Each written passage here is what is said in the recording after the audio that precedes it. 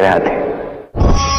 गुरु जो मार्ग दिखाते हैं हमारे जीवन में अत्यंत महत्वपूर्ण, अत्यंत आवश्यक, किंतु कुछ लोगों का मानना यह है कि गुरु की कोई आवश्यकता ही नहीं, क्योंकि सारा ज्ञान जो है वो मनुष्य के ही भीतर होता है। अब प्रश्न ये उठता है कि यदि सारा ज्ञान मनुष्य के भीतर ही है तो गुरु की क्या आवश्यकता है? और जो लोग आज तक गुरु को मानते आए हैं, क्या वो अनुचित है? अब इसका उत्तर मैं आपको दूंगा एक उदाहरण द्वारा। एक लकड़ी जो जलती है, जलने की ऊर्जा उसके भीतर होती है, किंतु उसे जलने के लिए एक बाहरी ज्वाला की आवश्यकता होती है। ये ज्वाला गुरु है। वो ताप जो लकड़ी को जलाता है, वो ताप है गुरु के प्रयास। यदि गुरु ही नहीं रहेंगे, उनके प्रयास ही नहीं रहेंगे, तो वो सारा ज्ञान जो मनुष्य के भीतर है वो व्यर्थ चला जाएगा। यदि आपके जीवन में आपके साथ गुरु हैं, आपका मार्गदर्शन कर रहे हैं, आपके भीतर के ज्ञान को बाहर निकाल रहे हैं, तो उसका सम्मान कीजिए और मेरे साथ प्रेम से कहिए राधे राधे।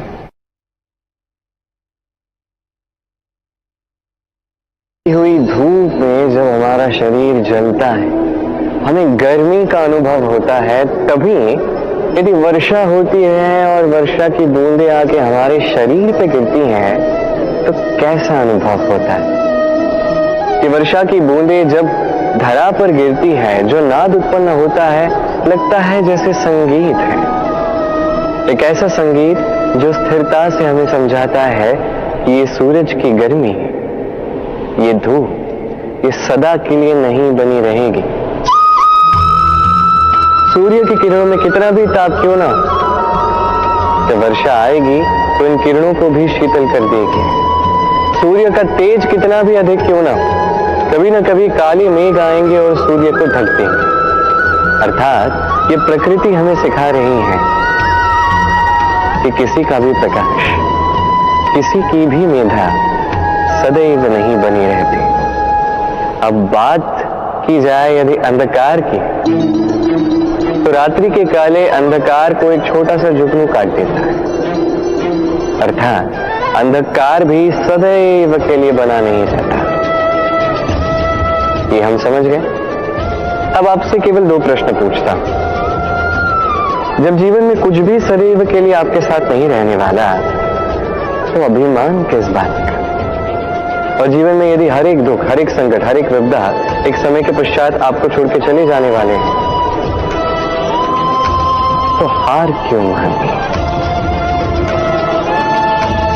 इस चिंता को त्याग दीजिए, अभिमान को त्याग दीजिए, आसक्ति को त्याग दीजिए और मेरे साथ प्रेम से कहिए राधे राधे। मनुष्य में जब भी शक्ति आती है वो स्वयं को बलवान समझता है।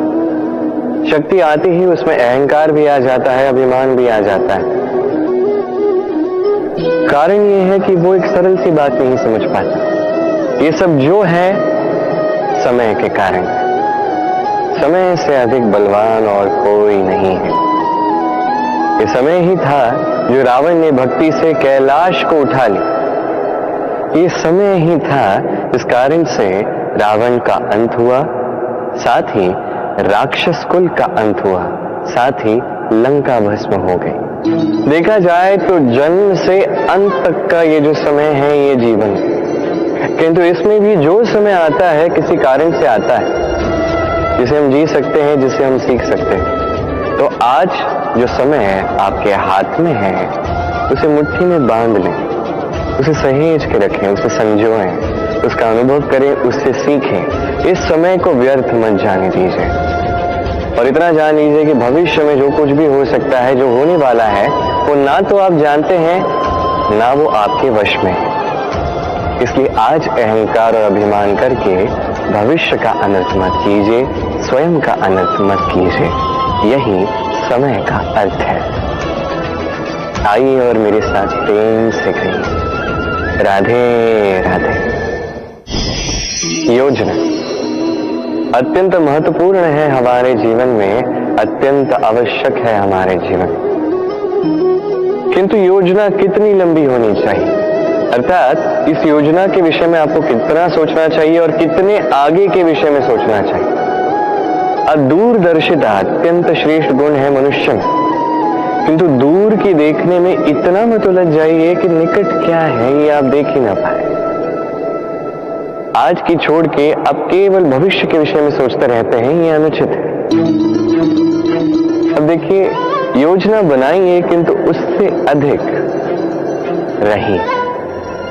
इस क्षण का कुछ ज्ञात नहीं और आने वाले वर्षों के विषय में हम सोचते जाते हैं, मैं ये अनुभव करूंगा, ये आनंद प्राप्त करूंगा, वो करूंगा, ये करूंगा। ये अनुचित है। योजित कीजिए, नियोजित कीजिए आज को, वर्तमान को, इस क्षण को। जीवन का वास्तविक आनंद भी यही है, जीवन जीने का सबसे अधिक श्रेष्ठ मार्ग भी यही है। आइए और मेरे साथ प्रेम से कहें, राधे राधे। आपत्ति आपको त्रस्त करके रख सकती है, परंतु ये आपत्ति हर एक के जीवन में किसी कारण से होती है। ये आपको दिखाती है कि आपकी क्या कमियां हैं, क्यों है। ये आपत्ति वो माध्यम है जिससे आप अपनी दुर्बलता को सबलता में बदल सकते हैं। किसी पुष्प को ही देखिए, एक पुष्प उसकी छाती में जब सुई छेद करके पार हो जाती है, तभी तो हमारे प्रभु के लिए फूलों की माला बनती है। इसलिए कभी भी इस आपत्ति से भयभीत मत होइए, इससे दूर मत जाइए, इसका स्वागत कीजिए। समझिए ये आपत्ति क्यों है। आपत्ति को समझेंगे तभी जीवन को समझ पाएंगे, जीवन को समझ पाएंगे तभी आपत्ति को संपत्ति में बदल सकते हैं। आइए और मेरे साथ प्रेम से कहिए, राधे राधे। पुरुषार्थ, शास्त्रों में 4 पुरुषार्थ बताए गए। पहला है धर्म। तो अब जानते हैं कि ये धर्म क्या है। आपको क्या लगता है धर्म क्या है? क्या किसी विशेष ईश्वर को मानना धर्म है, या किसी विशेष रीति का पालन करना धर्म है, या किसी विशेष साहित्य को सर्वश्रेष्ठ मानना धर्म है? नहीं, धर्म वो है जिसे धारण किया जा सके, और धारण केवल उसे किया जाता है जो पवित्र हो। पवित्र उसे कहा जाता है जो निस्वार्थ हो, जिसमें शासन की कोई चाह ना हो, जो सहजता से बहता रहे, जलवायु की भांति। जब कोई व्यक्ति धर्म धारण करता है और वो धर्म उस व्यक्ति की रक्षा करता है, तो उसे धर्म कहते हैं। धर्म जो रक्षा करता है अहंकार से, बुरे विचारों से। इसलिए पुरुषार्थ बनने से पूर्व, धर्म का पालन करने से पूर्व, धर्म का उचित मर्म क्या है ये समझ लीजिए। जान लीजिए कि हर धर्म का आधार, हर धर्म का मूल केवल प्रेम है। आइए और इसी प्रेम के साथ कहें, राधे राधे।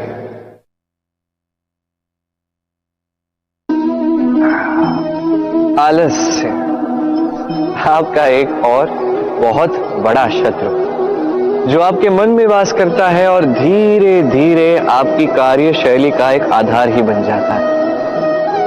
हर कार्य में देरी कर, यह है आलस्य जो सब कुछ नष्ट कर सकता है। ये कार्य आज नहीं हुआ, कोई बात नहीं, कल कर लेंगे। प्रकृति हमें ये नहीं सिखाती। सोचिए, यदि सूर्य ये कहने लगे कि कल उदित नहीं होते, कुछ दिनों पश्चात उदित होते हैं, तो क्या होगा?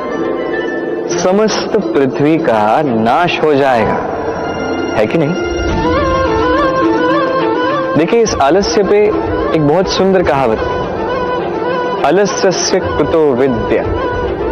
अर्थात जो आलस करता है उसे विद्या नहीं मिलती, ज्ञान नहीं मिलता। अब जिसके पास ज्ञान नहीं, वो धन अर्जित नहीं कर पाता। उसके जीवन में सुख संसाधनों का अभाव होता है, मित्रों का अभाव होता है। जहां सुख संसाधन नहीं, मित्र नहीं, अपने लोग नहीं, ज्ञान नहीं, वहां आनंद कैसे वास करेगा? इसे कहा जाता है जो कर्म करता है वही इस संसार का कोई भी सुख हो उसे भोग सकता है। तो कर्म कीजिए, समय का सम्मान कीजिए, इस आलस्य पे विजय प्राप्त कीजिए और मेरे साथ प्रेम से कहिए राधे राधे। क्रोध आपके भीतर का एक और शत्रु। ये क्रोध क्या है?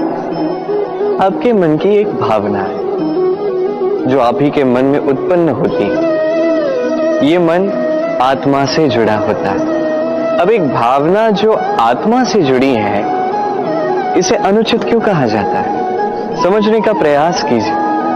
क्रोध कभी कभी आवश्यक भी होता है, विशेष रूप से तब जब आप एक उचित पक्ष में खड़े हैं, सामने वाला अधर्म के पक्ष में खड़ा है और वो विनम्रता से ना माने। जैसे श्री राम क्रोधित हुए थे सागर पर, वो उचित था और तब तक उचित है जब तक आप क्रोध को साध सकें। यदि क्रोध आपको साधने लगा तो परिस्थिति कुछ ऐसी हो जाती है। सामने एक व्यक्ति है जिसे क्रोधवश आप हानि पहुंचाना चाहते हैं। आपने एक अंगारा उठाया।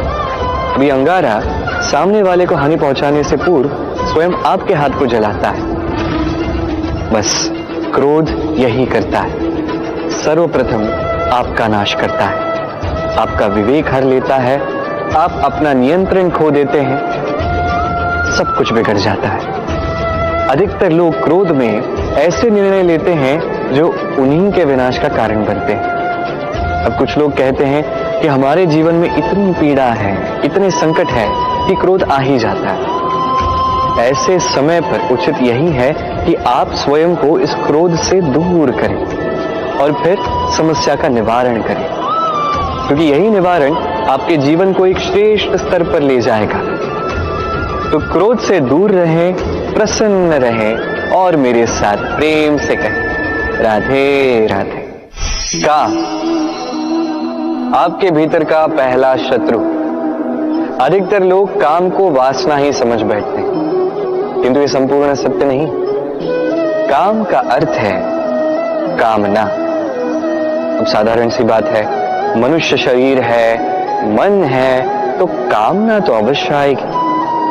देखना यह है कि ये कामना दुष्कामना है या सत्कामना। किसी और की वस्तु पर दृष्टि डालना, किसी और व्यक्ति पर दृष्टि डालना, किसी अनुचित वस्तु पर दृष्टि डालना, ये दुष्कामना है और ये दुष्कामना व्यक्ति से दुष्कर्म करवा के ही रहती है। स्मरण रखिएगा, जो व्यक्ति अपनी कामनाओं पर नियंत्रण रख पाता है वो उचित मार्ग पे भी रहता है, उचित लक्ष्य पे भी पहुंचता है। जो कामनाओं पर नियंत्रण रख नहीं पाता वो मार्ग भी भटक जाता है, लक्ष्य भी भटक जाता है। तो ध्यान रखिएगा, अपनी कामनाओं पर नियंत्रण रखिए, काम इस शत्रु पर विजय प्राप्त कीजिए और मेरे साथ प्रेम से कहिए राधे राधे। आज आरंभ करते हैं धन लक्ष्मी से। धन लक्ष्मी की कथा आज सुनते हैं। तो ये कथा है त्रेता युग की।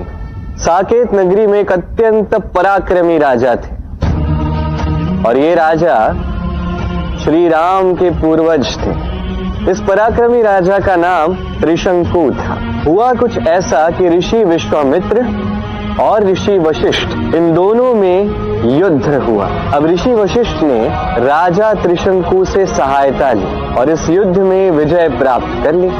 अब इस पराजय से अपमानित होकर ऋषि विश्वामित्र गहन तपस्या के लिए वन में चले गए। जब ये पूर्ण युद्ध हुआ और विजय प्राप्त हुई, तब राजा त्रिशंकु भेंट करने पहुंचे ऋषि वशिष्ठ के पास।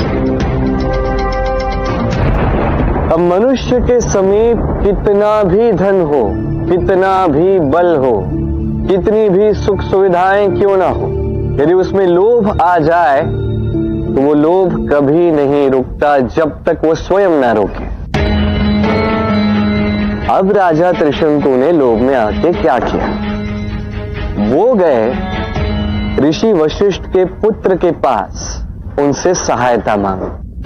अब ऋषि वशिष्ठ के पुत्र ने जो श्राप दिया वो भी समय के साथ सत्य सिद्ध हुआ। जैसे जैसे समय बीतता गया राजा त्रिशंकु ने अपना बल खो दिया, अपना राज्य खो दिया, अपना सारा धन खो दिया, वृद्ध हो गए। सब कुछ खोने के पश्चात वो ऐसे ही वन में एक दिन भटक रहे थे कि उन्हें तपस्या करते हुए ऋषि विश्वामित्र दिखे। वो तुरंत ही उनके पास गए, उन्होंने उनके चरण पकड़ लिए, उनसे विनती की कि कृपा करके ऋषि वशिष्ठ और उनके पुत्र के श्राप से उन्हें मुक्त किया जाए। अब ऋषि वशिष्ठ का नाम सुनते ही वो अपमानजनक पराजय उन्हें स्मरण आ गई और अब ऋषि विश्वामित्र को अपने प्रतिद्वंदी से प्रतिशोध लेने का अवसर मिल चुका था। और तब महादेव पहुंचे ऋषि विश्वामित्र के पास, उन्होंने उनसे बात की, उन्हें समझाया। अब जो लोभी होते हैं और स्वयं के लोभ को वो स्वयं नहीं रोकते हैं, उनके साथ कुछ ऐसा ही होता है जैसे राजा त्रिशंकु के साथ हुआ। न स्वर्ग में स्थान मिला और अपना स्थान तो उनसे छूट ही गए। कुछ ऐसा ही है राजा त्रिशंकु का स्वर्ग अवश्य मिला, किंतु इसका क्या लाभ है? वो स्वर्ग में पहुंचे भी नहीं, वो बीच में ही अटके रहे, वो भी उल्टे। क्या ऐसा स्वर्ग कोई पाना भी चाहेगा? ये सब होता है लोभ के कारण। जो मनुष्य लोभ करता है उसे इसी प्रकार कोई सुख प्राप्त नहीं होता। वरदान का दुरुपयोग किया जाए तो वो भी अभिशाप बन जाता है। ये स्वर्ग का सुख धन संपदा है ही नहीं, ये तो परम शांति है। मनुष्य जब ये देह त्याग देता है तो निश्चित रूप से कोई धन या सुख संसाधनों से उसे शांति नहीं मिलती। यदि आज के समय की बात की जाए, हर एक मनुष्य जो पृथ्वी पर है उसके लिए वास्तविक धन संपदा केवल उसका परिवार और प्रेम है। और जो भी व्यक्ति धन लक्ष्मी का ये उचित अर्थ समझ जाता है, निश्चित रूप से उसे उसके जीवन में उसके परिवार से प्रेम मिलता है, उसके प्रियजनों से प्रेम मिलता है और कभी उसके जीवन में, उसके घर में दरिद्रता वास नहीं करती।